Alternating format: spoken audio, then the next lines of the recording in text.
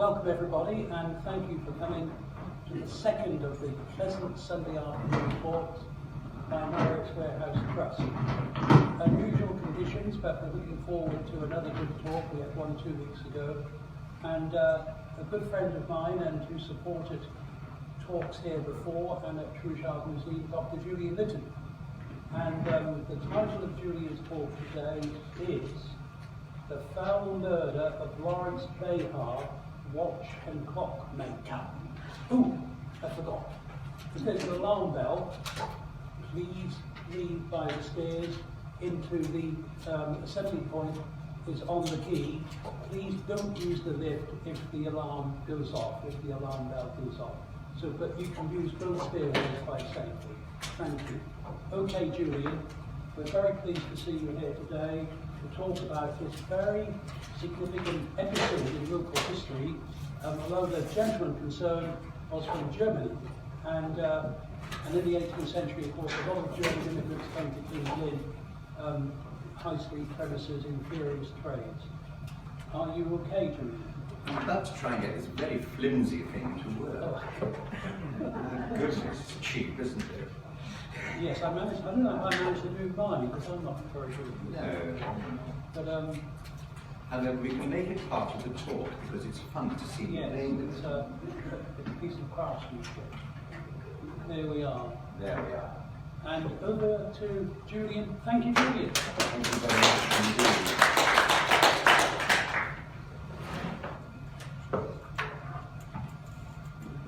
Have just a little bit of light. Is there a light on the lectern? No? No, there's not a light on the lectern. A little bit of house light, do you think? I'll have to put that. Thank There are you. lights at the back.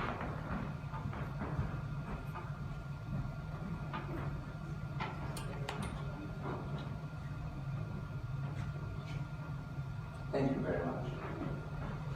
The events surrounding a hideous murder at Tittleshall, Norfolk, in broad daylight, on Friday the 18th of November 1853, are graphically, if not to say pictorially, described in the Lynn Advertiser 8 days later on Saturday the 26th of November. It is a sad and sorrowful tale, and as with most murders, it was an act of gratuitous violence for very little gain. The booty was fully recovered, and the perpetrator paid the supreme penalty, a public hanging at Norwich jail in April 1854. The victim of the crime was Laurence Behar, a bachelor born in Baden-Baden in 1808, and having served an apprenticeship as a watch and clockmaker, came to England in 1832 and set up in partnership with the watch and clockmaker Sebastian Herman at 7 Norfolk Street, King's Lynn. From contemporary trade directories, it can be ascertained that Norfolk Street was the denizen of a number of German clockmakers, with Conrad Brugger trading at 114 Norfolk Street in 1830, and his widow, Martha Elizabeth Brugger, at the same address in 1836, the year that Behar moved to 149 Norfolk Street to set up business in partnership with George Waldorf. By 1840, Behar felt sufficiently established to set up his own premises at 77 Norfolk Street, taking on as an apprentice his 18-year-old nephew, Matthias, also from Baden-Baden. In return, Sebastian Herman, for his sake, took on George Waldorf as his new partner. Towards the end of 1845, Behar moved from Lynn to Norwich, setting up a small workshop at 42 St. Stephen's Lane, where he employed 2 assistants, one of whom being his nephew, Matthias. It was to these 2 assistants that Behar would periodically leave the custody of the shop, whilst he made his regular monthly circuit of the hamlets and villages between Swaffham and Fakenham, carrying with him a mahogany box containing a considerable number of pocket watches and items of jewellery, which he sold or repaired for the inhabitants of the places he passed through. Many of his customers paid him by instalments, and the collection of such sums continued one of the objects of his journeys. Having spent the night, the 30th to 17th of November, at the Swan at Massington, Behar set out on the Friday morning among the villages of Wellingham and Chittleshaw, and it was whilst he was passing from one to the other that he was attacked and murdered. The Litten Advertiser gave a detailed description of what happened on that day. This is what they said. The woodcut below, though slightly inaccurate in one or two minor particulars, will serve to render this description clear. Each of the villages named is about 18 miles from the former place and 6 from the latter. Chittleshaw is on another high road, extending from Litten to Fakenham, running in a somewhat parallel direction with the road last mentioned, but joining it at about 2 miles from Fakenham. The distance from Litten to Chittleshaw is about 2.5 miles. The crossroad, near to one end of Chittleshaw village, leads towards Rufford and joins the 2 high roads before mentioned. And at about halfway between them, it is crossed by another road, leading from Litten to Wellingham. Parallel with the Chittleshaw and Rufford crossroad is another, that on which the murder was committed. Passing from the centre of Chittleshaw village, it runs into the Wellington Road and forms, in fact, the regular thoroughfare from Wellingham to Chittleshaw.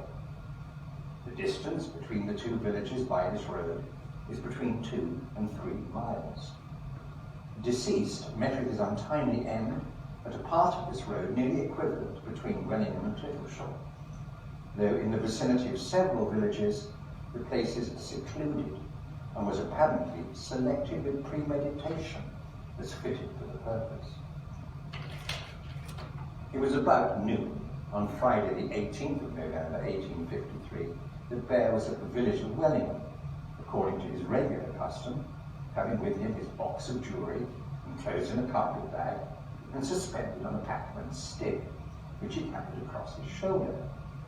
He also carried an umbrella, and according to the calculation of his assistants, he had in his pocket about £30 in money, today's equivalent of about £3,500, which he carried in a canvas purse and a few watches, besides those contained in the box. He was seen by several persons, both at Wellingham and on the road to Chittleshaw, but he never reached his destination. Between 1 p.m. and 3 p.m., several persons went along the road on their way to Dereham Market and elsewhere. One of these, and probably more, observed a quantity of blood in the middle of the road, just beyond Mr. Norton's plantation, but passed on without supposing the real cause of it being there. At about 3 p.m., however, John Robertson, a butcher residing at Chittleshaw, reached this spot on his way home from Wellingham, and his attention was attracted by the great quantity of blood. While he was looking at this, the sons of the Reverend Kenelm Digby of Chittleshaw came up, riding on ponies, and Mrs. Digby, and Miss Shepherd, and a gig. One of the boys observed that there was a trail of blood from the road to a small gap in the hedge by Chittleshaw Common, and upon Mr. Robinson getting on the bank, he saw a body lying in the ditch, which he immediately recognised as that of Laurence Behar. The head was horribly mangled by repeated blows of some sharp and heavy instrument, and covered with blood, and lay towards the common. The lower part of the body was in the ditch, and the feet towards the hedge. The coat collar was up, as though the deceased had been dragged by it through the fence. Trouser pockets were rifled and turned inside out, but Behar's account book was found on his person, saturated with blood, and also a watch, still going, in his waistcoat pocket. On examining the head, there appeared to be no less than 4 distinct and dreadful wounds to a slanting direction from the forehead to the mouth, penetrating bone and brain. The right eye was driven inwards and downwards on the cheek, and the features generally almost obliterated. A still more fearful wound was found on the back of the head, just above the neck, which had evidently been inflicted with great force as it penetrated to the thickest part of the skull. From this, it was gathered that Behar had first been attacked from behind on the road, and once felled, was further wounded, robbed, and then forced through the hedge into the ditch, the track of blood on the road proving this to be the case.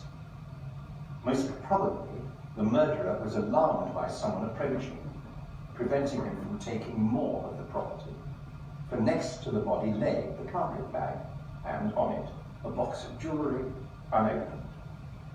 The deceased's umbrella, saturated with blood, was found in the ditch, and close by was a common, long-handled woodman's hatchet, the instrument with which the murder had been committed. Much blood was smeared on the handle, and blood and hair on the blade. Well, so much for the hideous part of the narrative. Shortly after the discovery of the body, several persons came to the scene, amongst them the Reverend Kennel Digby, who directed that the body be taken to the Griffin Inn, kept by Mrs. Baker, at Tittleshall, where it was laid out in the club room. News of the crime reached Swaffham Police Station at 6 p.m, and Superintendent Parker went to the spot with 9 of his constables. The Deputy Chief Constable, Mr. Atgill, was also in attendance to assist in giving the necessary instructions. Suspicion did not at first attach to any individual in particular, and 2 men, named the Roper, who had been working near the place of the murder, were taken into custody. They gave evidence, however, that they had seen close by a labourer named William Thompson, who resided with his father at Tittleshall and was frequently employed in felling timber. This evidence was strengthened by concurrent facts, and there being no definite suspicion against the Ropers, they were released.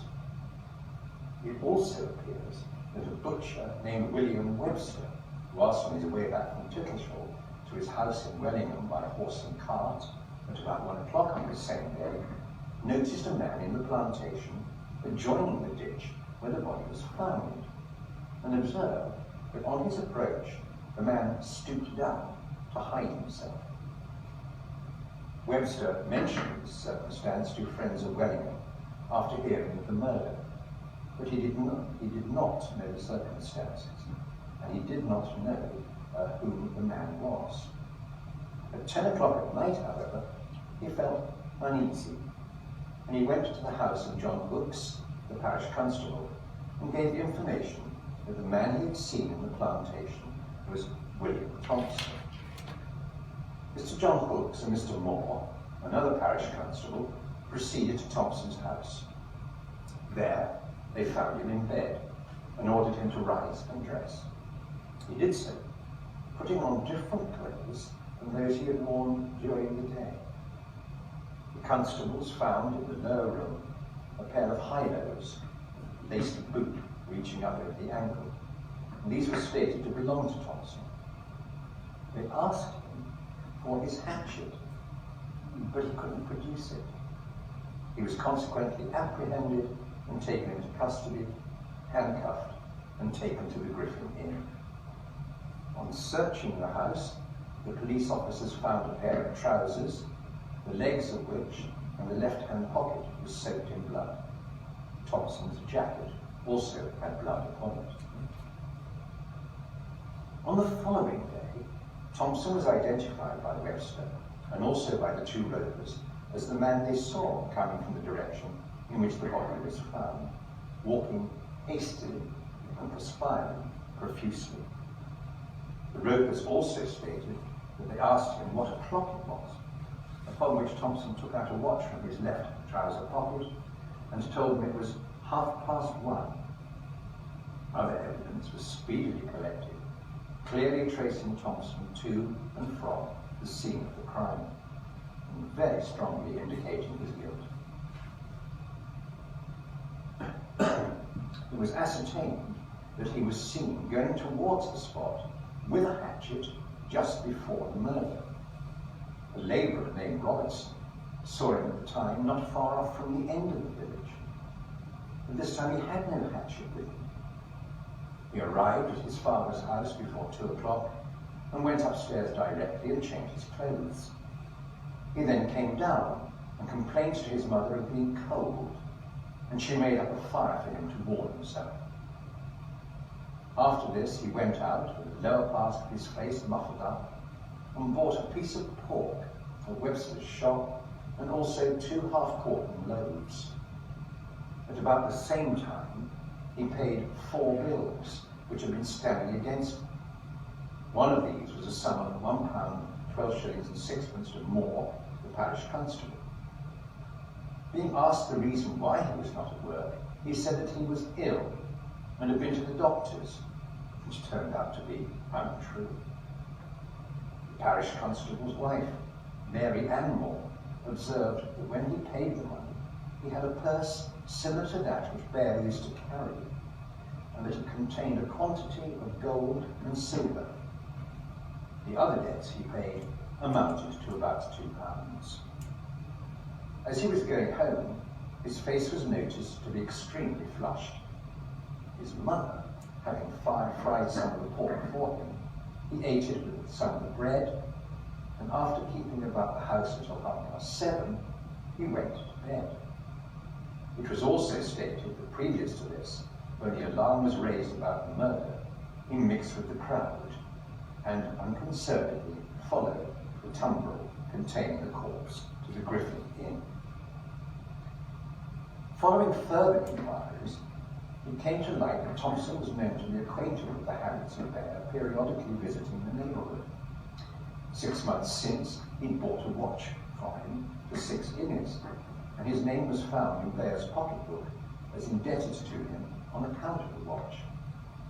Thompson later said that he had handed the watch to his brother Thomas, a shoemaker, on the 11th of October, in settlement of a debt owed to him, partly for money lent, and partly for furnishing him mending boots and shoes for himself and his girlfriend. Thomas Thompson was able to corroborate this. On the day following the murder, Thompson was brought up in custody at the magistrate's room in the Bull Inn at Litten before the Reverend Barnwell and F.W. Keppel, Esquire, Justices of the Peace. The hearing was a private one. The newspaper reporters not being permitted to take notes for publication, but the principal portion of the evidence consisted of the facts already detailed, and Thompson was remanded to go to Little Walsingham Jail for further evidence. Now, nothing excites the public more than a heinous crime. On the day after the murder, vast numbers of people thronged to the village and the scene of the murder. On Sunday morning, Behar's former King's Lynn partner, Sebastian Herman, went to Tittlesham to ascertain the particulars of the murder and to claim the body. And knowing that Behar was in the course of his rounds to have taken a watch to a person at Tittlesham, but that it had not been found on his person, he suggested to the police that a search might be made for it. Constable James Greenacre and his colleagues subsequently made a further search of the house of Thompson's father, in the course of which they looked into the oven, which had in it several pairs of boots. In one of the boots was found a silver pocket watch marked L. In the water closet we discovered a canvas purse containing a hunting watch and a Geneva watch, also marked L. Behar, together with 2 £5 notes, 2 sovereigns, 4 half-sovereigns, and £1 10 shillings in silver. They also found a bunch of large keys and a number of watch keys.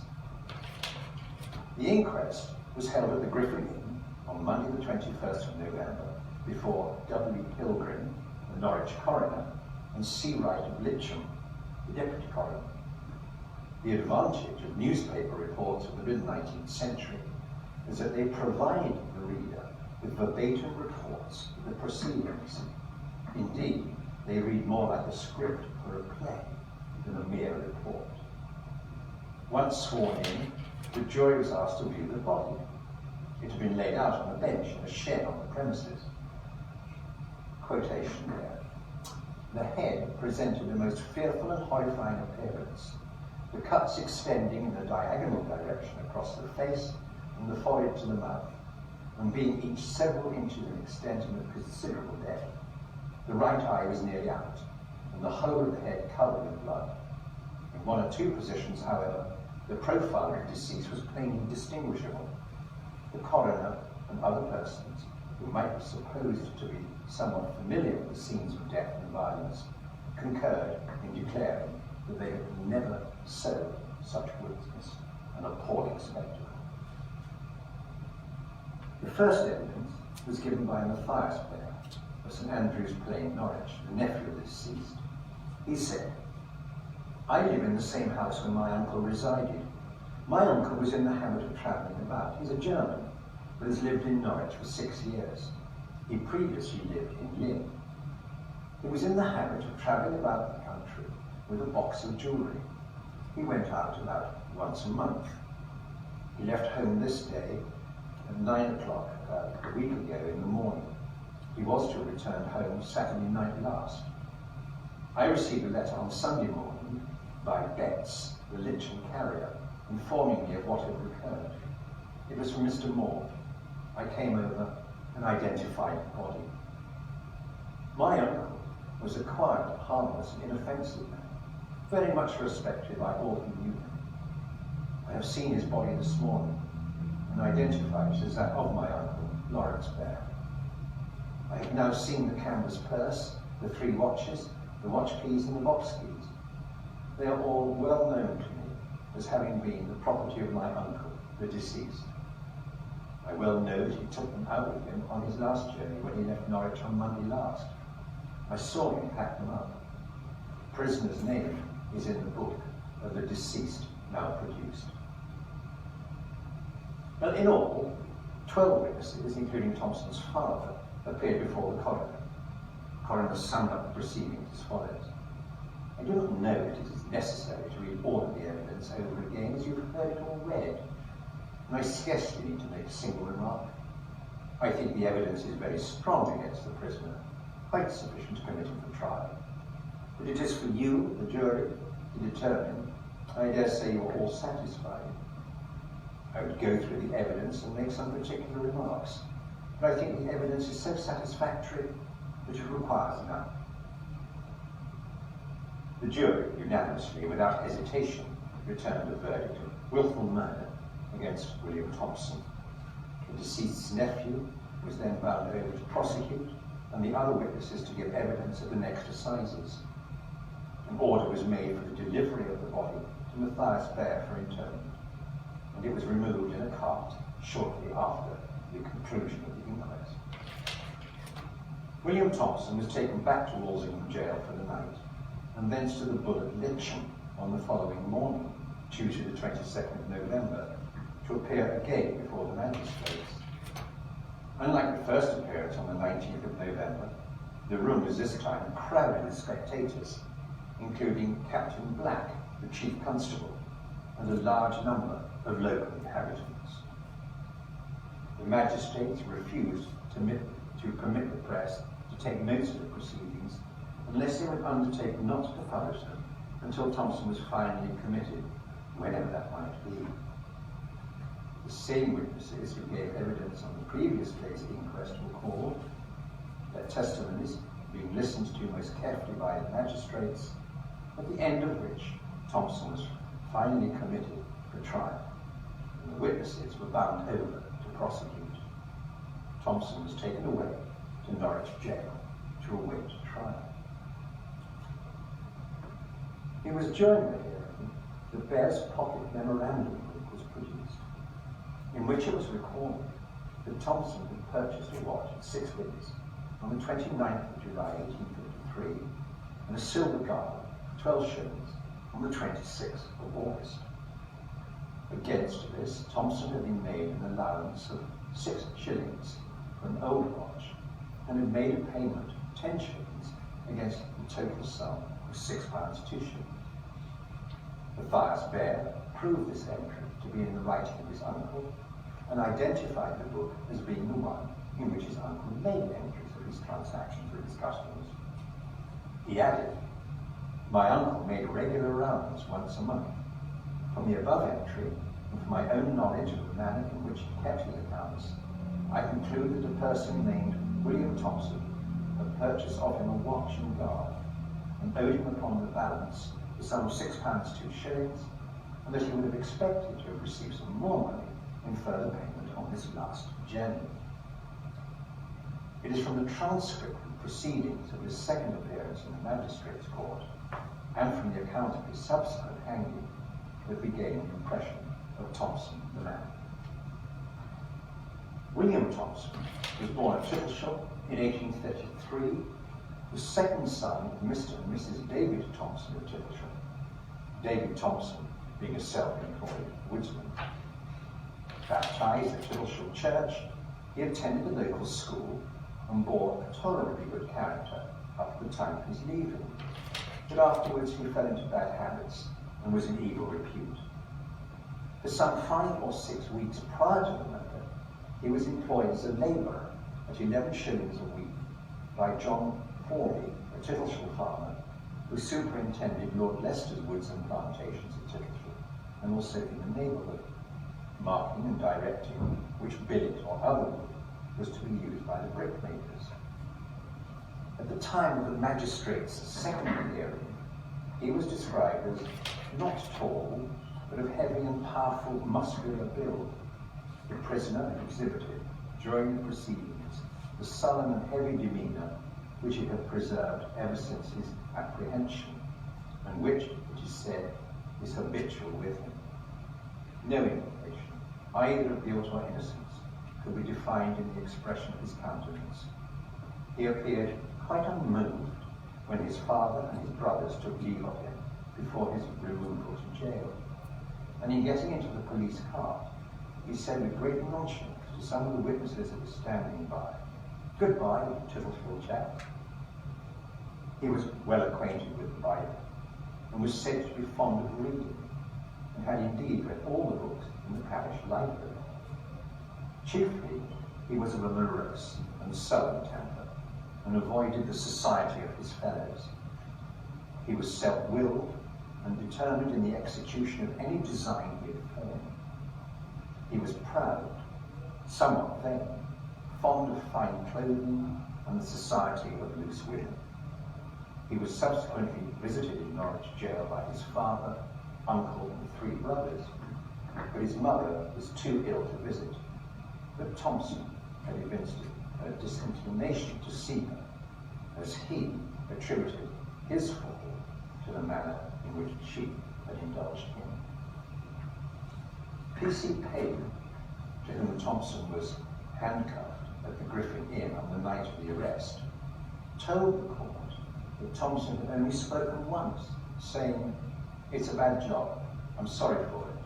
I must own that I am guilty. I might as well die now as at any other time. I should not trouble as much about it, but I am such a youth. I'm 20 years of age, but I hope they will give me time to repent."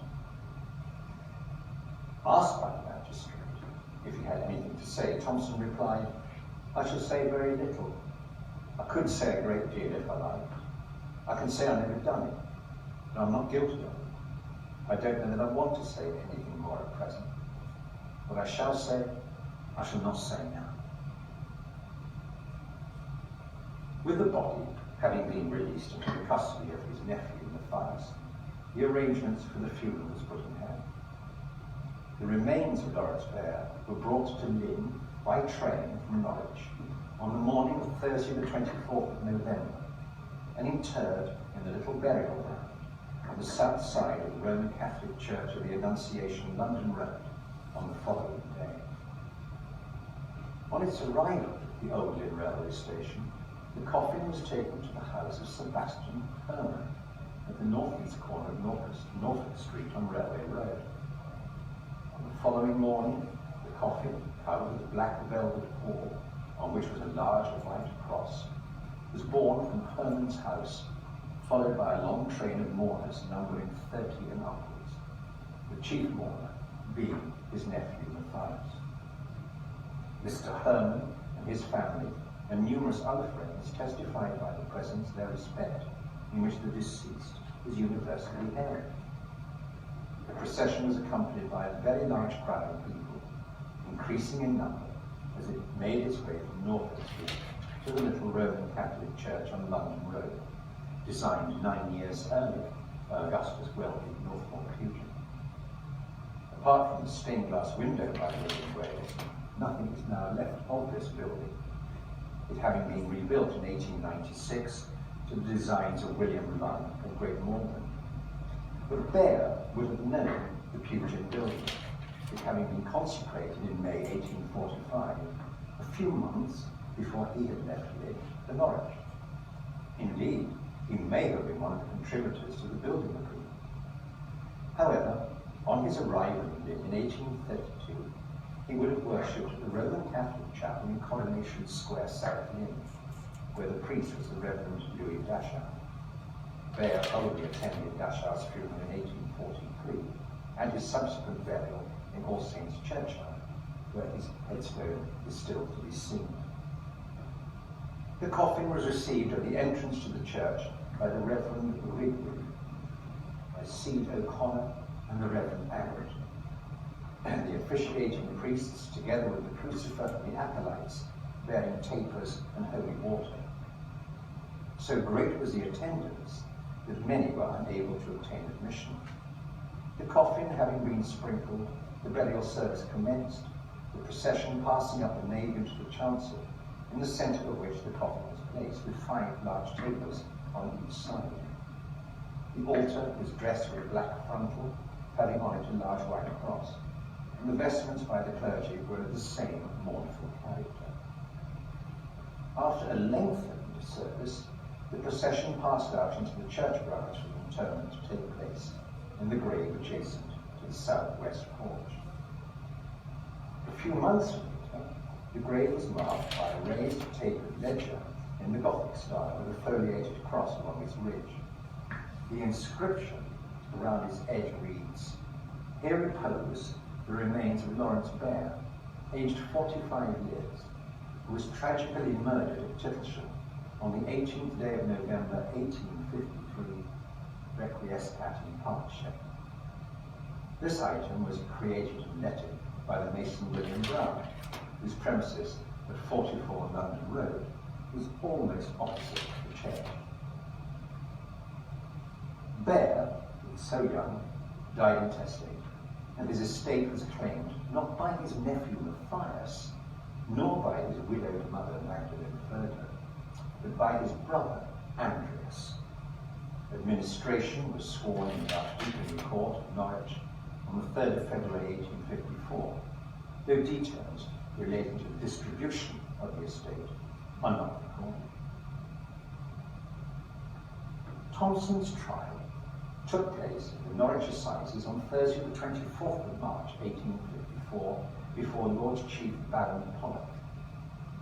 William Thompson, aged 21, was indicted on the charge of having in Tittlesham on the 18th of November 1853 wilfully murdered Laurence Behar and stolen from his person 2 £5 banknotes, 2 sovereigns, 4 half-sovereigns, 20 shillings, a sixpence, a 4-penny piece, 3 silver watches, value £15, 12 watch keys, 16 box keys, and a purse. The second indictment charged the prisoner with assaulting and robbing Laurence Behar. The prisoner pleaded not guilty in a firm but subdued tone to both counts of the indictment.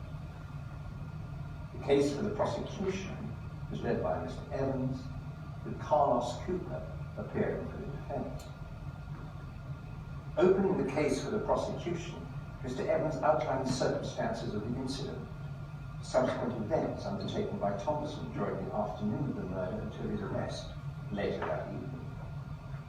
One additional fact we learn is that Behar was extremely regular at the time at which he took his journeys, and that he was in the habit of going to the villages of Tittlesham and Wellingham always on the Friday of the month, and that he generally came there at about the same time of the day, so that any of his customers who had occasion to deal with him would know where, and pretty nearly always when, to find him. At the end of the opening remarks, Mr. Evans related to a statement made by Thompson to George Pinson, the governor of Norwich Jail. 10 days after his confinement. And this is what he had to say. He said that he went out on the day in question and walked down the road from Tittleshall to Wellington. But as he was going along, he saw a person, a one-eyed, gap-toothed man known as Walter Eddy, in one of the plantations by the roadside. In the one, I think, which he himself was seen. That the person asked him what o'clock it was, that he told him, and went on to the corner. That he went upon the land on one side of the way for some purpose or other, and then came back to the Three Crossways. But when he got back again to the Three Crossways, he saw Mr. Behar walking before him. And he followed Behar up towards Tittleshall, but he lost sight of him at the turning of the plantation. But when he came up to the spot, he found the blood there, but he followed the blood over the fence to the spot where the body was found. By the body, there was a man standing, the same man whom he had seen in the morning at the plantation. But he spoke to the man and told him that he would give information of what he had seen. He says that the man's hands were bloody, and that the man seized him by the legs below his knees, and so his trousers became bloody. He made an attempt to get away, but the man who had an axe lifted it up and protested that he would cut him down if he stirred, and so he was induced to remain. The man then took 5 watches and a purse of money, and insisted that Thompson had taken 3 watches, which he actually put into his pocket. And in the same manner, he almost forced upon him the purse. But he went away and left him. Evans addressed the jury. Now, the question is whether the statement is correct, whether you can believe that an innocent person would have acted in the manner in which the prisoner states himself to have acted. And you will ask yourselves how far that statement is to be reconciled to that other statement, which undoubtedly he made, of what he was doing during the course of the day. And above all, I think you will ask yourselves how to account for that very remarkable omission in the statement. The first witness to be called was Harriet Ewing of Wellington. She related that Behar called at her house at about midday on the 18th of November, stayed for about 5 minutes, and then went on his way along the Tittleshall Road. John Robertson, Tittleshall butcher, next gave evidence, saying how at 3 p.m. on the 18th of November he saw a pool of blood on the road, stopped his cart and traced the blood to the body of Behar. He then went for help, and the body, together with the axe, was taken to the Griffin Inn at Tittleshall. Charles Jump, a surgeon from Litten, next related how he had examined the body at the Griffin Inn on the 18th and 21st of November and described the wounds to the jury. James Roper, a brickmaker from Wisnet, was then called and related how at 1:30 on the 18th of November he and his father passed Thompson on Tittleshall Heath and had asked him of the time, which Thompson read from a silver watch from his trouser pocket. William Webster, butcher at Tittleshall, related how the accused, whom he had known from his childhood, purchased 4 pounds of pork from him during the afternoon of the 18th of November, and also paid him a debt owing of 5 shillings and 3. Next, James Green, wheelwright living at Weasnam, said how he had passed Thompson at Tittleshall by the Three Crossways at about midday, and Thompson had an axe with him. The evidence of Mary Ann Moore of Tittleshall threw some light on Thompson's demeanour immediately after the murder. She said that he came to my house between 4 and 5 o'clock. He asked my husband and said he wanted to pay what he owed him. He then took a dark purse from his pocket containing gold and silver and paid my husband 2 half-sovereigns, a half-crown and a 6pence. A neighbour then came in and said Mr. Behar had been murdered with an axe. I was alarmed and observed that the prisoner trembled. He had nothing in his hand but the purse and the money. Some of the money remained in the purse, and part of it came out into his hand. Then came the evidence of the 4 constables who had searched Thompson's father's house and found the proceeds of the crime, followed by Matthias Behar, who confirmed that the body found was indeed that of his uncle. And Forley, a Chittleshire farmer, who employed Thompson as a labourer, next appeared to say on the day of the murder, Thompson should have been working at Watson's Drift, about a mile away from where Ben was killed, but he had not turned up on that day on the pretext of being unwell. George Pinson, the governor of Norwich Jail, concluded the case for the prosecution by rehearsing at length Thompson's statement outlined earlier in the proceedings by the prosecution counsel, Mr. Evans. The evidence against Thompson was so overwhelming that Carlos Cooper, counsel for the defence, had very little to say in respect of his client. Indeed, he served his client badly, his chief argument being that it was not very likely that a person, having the deliberate person of committing a murder, would go at that time of the day for the purpose of committing it, would go on a public road where he would be known and where he would be recognised, and that there is no evidence upon which you can rely to say that the axe found near the murdered man was the property of the prisoner of the bar. Well, there's a very weak defence, so much so that after the judge had summed up, the jury, without leaving the box, consulted for about a minute and a half and returned the verdict of guilty of wilful murder. In passing sentence of death, Lord Chief Baron Pollock said, "William Thompson, you have been found guilty of wilful murder at Laurence, Behar, upon evidence as clear, as conclusive and decisive I have ever heard in a court of justice, upon evidence which leaves as little doubt, possibly even less, if somewhere between at that time of day, as easily might have been the case, eyewitness of the crime you then committed. Your object was to get possession of the wealth which you were supposed to have without him, and for the paltry consideration you murdered me, and exposed yourself to the sentence which is now my painful duty to pass. The sentence was death by hanging." Thompson exhibited an anxious demeanour throughout the whole of the trial, looking steadily at the witnesses as they were separately examined, and with evident concern at the judge and the counsel. During the passing of the sentence, he observed great composure, and he left the dock with a firm step, to all appearances assuming an unconcerned boldness, ill comported with the anxiety he displayed during the progress of the trial. Thompson's execution took place at midday on Saturday the 8th of April 1854 on a scaffold erected in the middle of the bridge leading to Norwich Castle Gate. Contemporary newspaper reports record that the weather was remarkably fine, there being from 7,000 to 8,000 people on Castle Meadow and around the hill at every point from which a view could be obtained of the execution.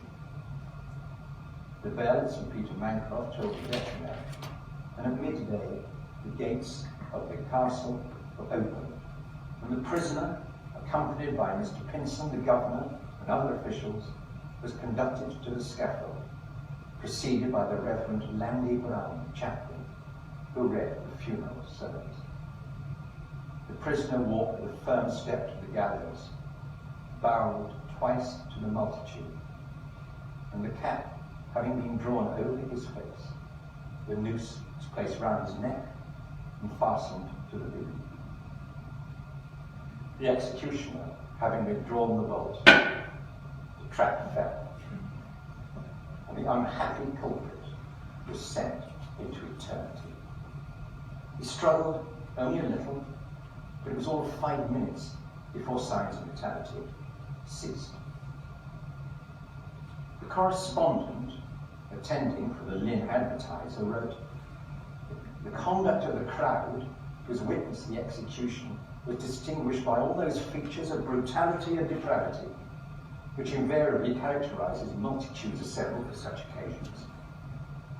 The printer, Henry Gifford of Norwich, produced a broadsheet entitled "The Trial, Sentence, Confession and Execution of William Thompson." There's a header block. It looks to be a representation of the front of Norwich Castle, with the gallows erected between two towers or gateways. crowd backs towards the viewer is drawn in some detail, distinguishing headgear. The Thompson text consists, firstly, of a prose account which appears to use verbatim trial evidence and a description of the execution. Secondly, a copy of verses which begin, "Oh, how they flock from far and near, this wretched sight to see, a youth scarce 20 years of age, suspended on a tree," and ends, "Cursed Satan tempted me upon that fatal day to meet my innocent victim and barbarously him slain." So why did Thompson perpetrate the crime? According to the newspaper report of the hanging, it was on the 26th of March, 2 days before being condemned, that Thompson confessed. He began by saying that there was no Walter Edding, fictional one-eyed gap-tooth, saved. He stated that he owed Behar £6 2 shillings for a watch and chain, and that Behar had pressed him for payment and left word that he should be wanting the money the next time he came to Tittlesford. Thus he had planned the murder 3 weeks before the commission. His main object was to obtain money to go to a frolic, and that he was anxious to get rid of his debts. On the day of his murder, he met Behar and walked by his side and talked to him for a considerable distance. He suddenly stepped back and felled the unfortunate man to the ground with the axe, and then plundered him of his watches and money. Thompson said that he had worked himself up to such a pitch of frenzy, and that after committing the murder, he could have done anything. He took the watches and the monies home. He never even counted the money nor examined the watches, and the debts which he paid were, he said, paid out of his own money. After the body was taken down from the scaffold, the modeller, Giovanni Bianchi of Colgate, Norwich, was allowed to take a cast of Thompson's head, and subsequently it was purchased by the prison authorities for the princely sum of 2 shillings. An examination of the cast shows that the hanging rope took tension on the left-hand side of the neck, just below the chin. Thompson's body was buried within the confines of the prison, against the wall of the exercise yard, where it still lies, marked by a stone plaque reading WT, 8 April 1854, let into the wall of the exercise yard. But this is more than Thompson's parents had, for they died in poverty and were buried in an unmarked grave in Tittlesford churchyard. As for Laurence Behar, he continues to rest in the little Roman Catholic churchyard on London Road.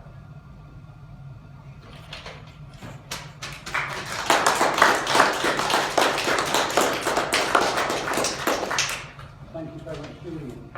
Julian said he filled the lunch, he'd answer any questions. So do we have any questions? Not even one. I'm encouraged to hear it, really. It's a hideous story, isn't it? And this kid, he's probably pretty thick, not to go too far in point of me, thought the easy way to make money was to kill the most obvious person to kill. And everybody in the village knew that this lad was in debt. You know, it's cut and dry from start to finish, as we know. Extremely quick arrest, within the day, within 2 hours of the murder. And the fastest possible speed of justice to see him being condemned and hanged. Oh, 2. Would he have been let off today? No. Considered being of unsound mind? No, I don't think he was of unsound mind.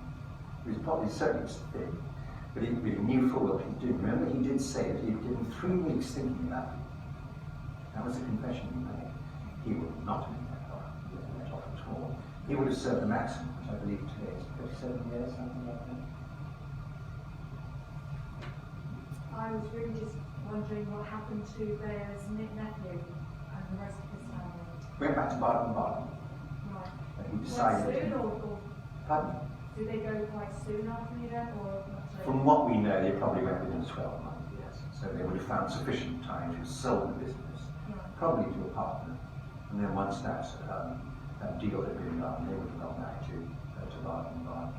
Interestingly, there is some Behar clocks around, and before it was put into the storage, the town museum displayed a most beautiful long case clock, which was marked Behar, King's Lynn. Lovely piece indeed. I think that clock, Julian, were we not trying to get it put back together or put on the show? There was an endeavour to put that I on think show. we're going to have to follow that one up. Before, a year or two ago, we were hoping the clock would be put back together, and this is a reminder. Good. I shall ask the curator, Oliver Bone, whether he might revisit that project. They do tend to be rare as hen's teeth. The Behar clocks do occasionally come up, but they tend to be the more expensive end of the Norfolk clockmakers than the majority of the other long case clocks made in the county. Anybody else? Well, to sum up then, next time, in a couple of weeks, we've got Pat Knight speaking about the Sarnian Church, which he knows a great deal about, as Julian does about this case. And we are still looking for any loose change in your pockets. So Rebecca's got the miniature Marriott's warehouse at the back there. If you've got any loose change, we are a charitable trust. We don't get any. We got a grant from the council to help us get over the COVID thing the last 3 months, as many little charities and businesses did. But we don't have any regular grants from anybody. And our main income is from the restaurant downstairs, the rent they pay trust. And of course this room is used today, thankfully. We can still carry on and try and get some normality. But many other societies who use this room and give us a rent are not using it. And for example, the Arts and Sciences have many people, and they are doing their talks online. So anything you have will be gratefully received. And also anybody watching online, and there will be some people I think watching online, they're also able to make a donation. Rebecca will tell you how to depart, but I'd like to thank you very much for coming and supporting us. And I'd also, on your behalf, thank Dr. Julian Litten, who has been before and is always willing to support this trust and Marriott and Truejard and other trusts as well and other organisations, and for sharing his very meticulous knowledge of this case and sharing it with us and knowing so much about it and putting the jigsaw together so well. So now we've got a clear idea, Julian, about this case and linking up with today, which is always important. Histories about the present as well as the past, and the Catholic Church on London Road does deserve more attention, and linking it with it. I must admit, I've been to the Catholic Church on London Road a number of times, and even given a talk in there about Roman Catholics all the centuries. I've never actually inspected the little graveyard, and that's something I've got to do, because there's also a Catholic section. Julian is also chairman of the Friends of Hardwick Road Cemetery, and I'm the deputy chairman, but we haven't had any walks lately. But there's a Catholic section there, of course, all linked to the church on London Road. So Julian, thank you for sharing your great knowledge, supporting us, and coming today and your company. Thank you very much, Dr. Julian Litten.